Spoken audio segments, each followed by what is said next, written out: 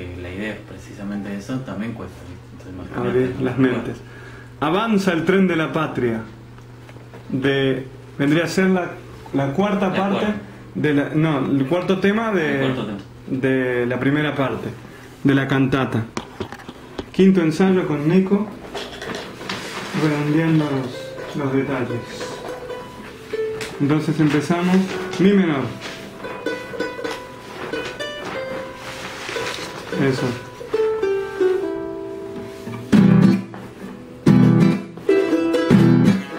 Y apagadito. Avanza, avanza el tren de la patria, ya nadie lo para, porque el pueblo lo comanda. Avanza, sí, avanza el tren de la patria. Se escucha el tren, ahí viene el tren, y una historia por nacer. ¿Quién lo conduce? Díganme quién. Evita y su pueblo ha de ser.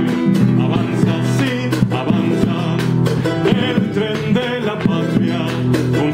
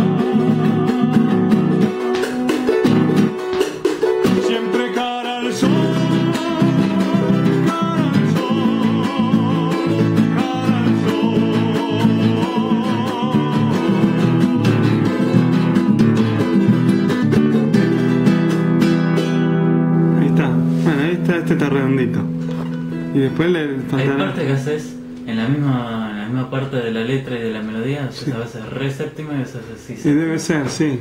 Pero porque no me pongo de acuerdo. No sé, igual van los dos. ¿Cómo te...? Claro. Sí, van los dos. Sí, eso.